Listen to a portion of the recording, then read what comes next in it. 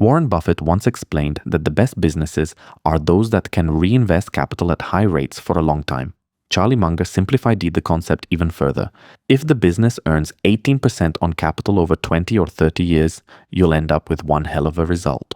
In this short video, I will explain why Buffett and Munger do not mind buying expensively looking businesses, but only if they will have a high return on invested capital. The return they want to see is a minimum of 12%, but the higher, the better. This chart provided via Goldman Sachs shows it all. Companies with high ROIC outperform over time by a huge margin. The darker blue line shows the highest ROIC companies versus the lowest. The companies with high returns have a total return of 120% versus a negative 50% return over a 15-year time horizon. Both men regard the return on invested capital, ROIC, as the central measure of business quality.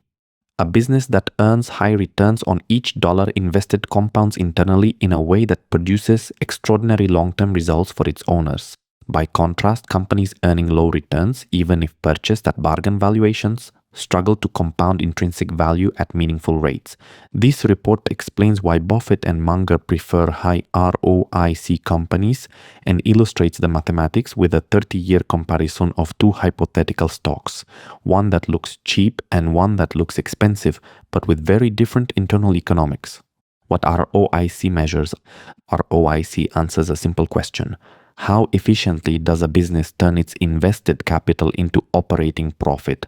The formula with which we find the metric is ROIC equals NOPAT divided by invested capital.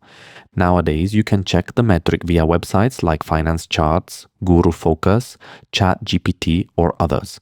If a company invests $100 into stores, factories, inventories, and earns $25 after tax, its ROIC is 25%.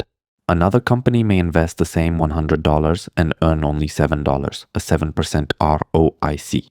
Buffett and Munger prefer the first category. These businesses require little incremental capital, they generate abundant free cash. The third benefit is that they reinvest internally at high rates, and last but not least, they produce long, predictable compounding. Examples which are cited by Buffett and Munger include See's Candy, Nebraska Furniture Mart, and Coca-Cola. You will now understand why high ROIC matters.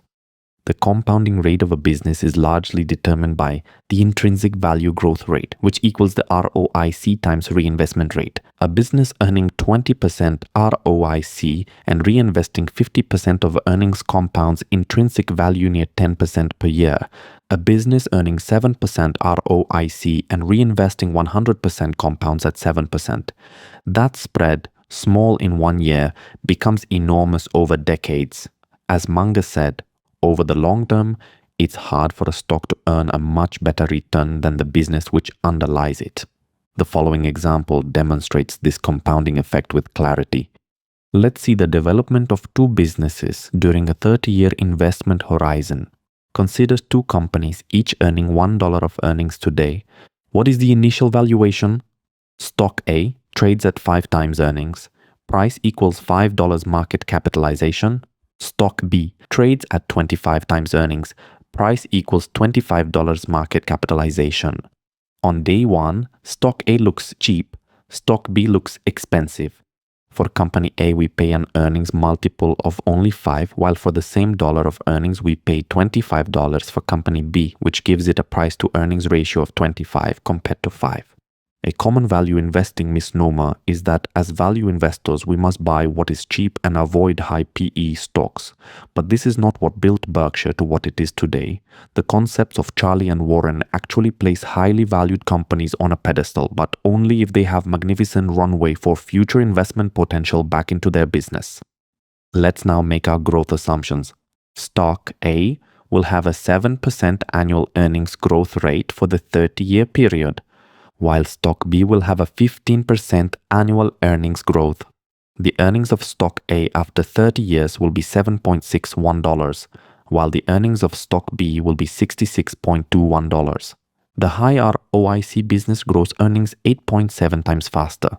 Assuming that after 30 years both business trade at a PE of 10, which is a quite low and very reasonable mature business multiple, Stock A will have a final price of $76.1, while stock B will have a stock price of $662.1.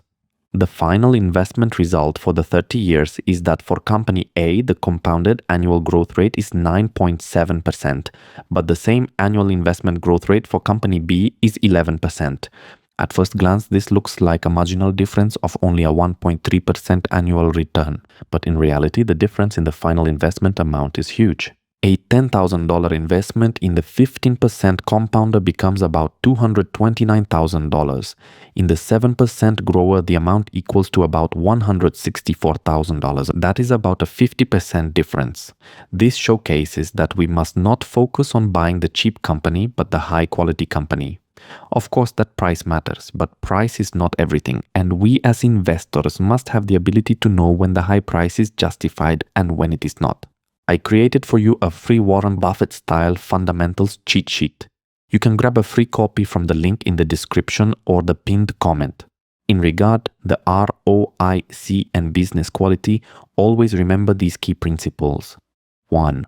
ROIC drives long-term results more than the initial multiple. Over 1 to 3 years, valuation dominates. Over 10 to 30 years, business economics dominate. Buffett phrased this as, "Time is the friend of the wonderful business, the enemy of the mediocre." 2. High-ROIC businesses compound internally. They don't need continual outside capital. They don't dilute shareholders. More shares means less earnings distribution to all current shareholders. They convert each dollar retained into far more than a dollar of value later. This is why Buffett loves capital-light compounding machines. 3. Paying a high multiple can be rational.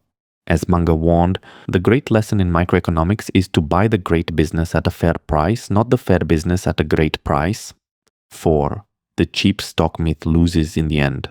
Stock A, despite its 5 times earnings multiple, can never escape its low intrinsic compounding rate. Its ROIC acts as an anchor. The 30-year comparison demonstrates exactly why Buffett and Munger prefer high ROIC businesses. The internal compounding engine overwhelms the starting valuation over long time horizons. A company growing earnings at 15%, driven by high reinvestment rates and high ROIC, ultimately produces superior shareholder returns even when the initial price looks demanding.